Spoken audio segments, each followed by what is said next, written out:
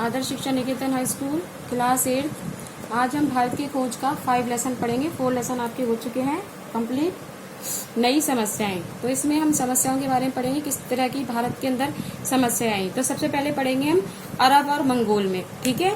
जब हर्ष उत्तर भारत में एक शक्तिशाली साम्राज्य के शासक थे, तो विद्वान चीनी यात्री हुनसांग नालंदा में अध्ययन कर रहा था।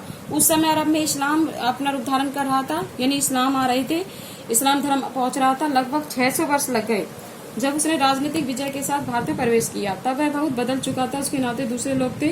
अरब वाले भारत के दूसरे पश्चिमी छोर तक पहुंचकर वहीं रुके रहे। अरब सभ्यता का क्रमश पतन हुआ और मध्य तथा पश्चिमी एशिया में तुर्कियां जातियां जो हैं आगे आई गई। भारत के सीमावर्ती प्रदेश में यहाँ तुर्की और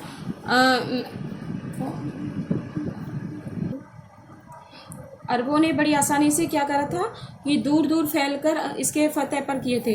पर भारत में तब भी और बाद में सिंध से आगे नहीं बढ़े थे। शायद आक्रमण को रोकने के लिए काफ़ी मजबूत हद तक इसका अरबों के आंतरिक झगड़े भी हो सकते थे। सिंध की बगदाद केंद्र से एक छोटा सा स्वतंत्र राज्य हो गया था। पर भारत और जो अरब के बीच संपर्क बढ़ने से दोनों यात्रियों का आना जाना हुआ था, ठीक है। राजदूतावादों की अदला बदली हुई, पुस्तकें विशेषकर गणित और खगोलशास्त्र पर बगदाद हुई।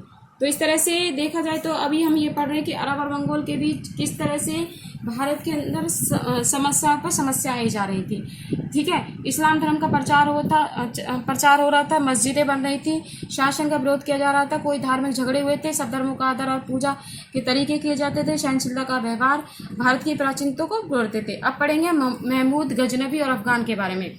लगभग 300 वर्ष तक भारत पर कई बार आक्रमण हुआ। 1000 के आसपास अफगानिस्तान के सुल्तान, कहाँ का था मोहम्मद गजनवी, अफगानिस्तान का, वो भारत पर आक्रमण किया। और महमूद गजनवी तुर्क का था, कहाँ का था, तुर्की था, जिसने मध्य एशिया से अपनी ताकत को बढ़ाया था।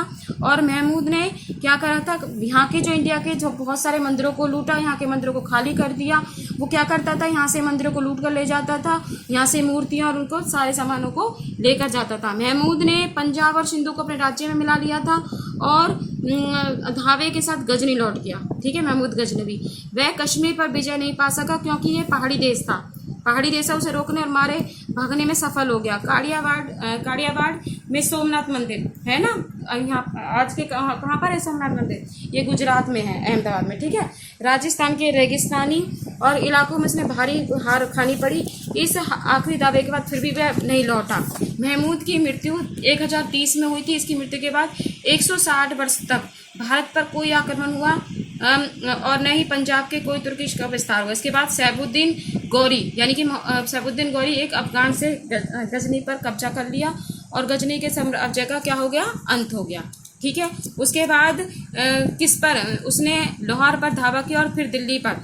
दिल्ली के राजा कौन थे उस टाइम, दिल्ली के राजा थे उस दिन पृथ्वीराज चौहान, जिसे पूरी तरह से पराजित कर दिया। पृथ्वीराज चौहान ने उसे किसको हरा दिया था, सैफुद्दीन को, यानी कि सैफुद्दीन अफगानिस्तान लौट गया।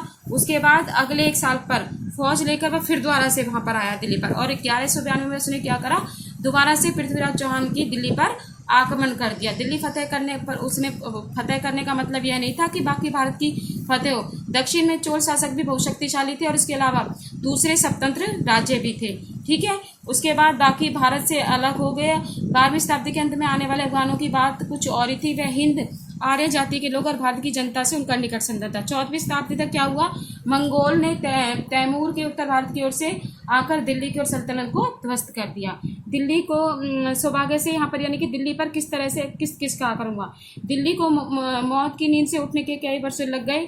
जागने पर इस विशाल साम्राज्य की राजधानी नहीं रहेगी। तैमूर के हमलों ने साम्राज्य को तोड़ दिया और खंडरों पर दक्षिण में कई राज्य उठ खड़े हुए। इससे पहले 14वीं शताब्दी के बारे में 2 बड़े कायम हुए, जैसे उलबर्ग बहनी दिल्ली की तबाही के बाद दूसरी भारत की कमजोर की 2 टुकड़ों में बट गई, ठीक है। इस तरह से 1526 में दिल्ली के सिंहासन की जीत हुई और मध्य एशिया के तैमूर वंश का यह तुर्क मंगोल कौन था, बाबर था।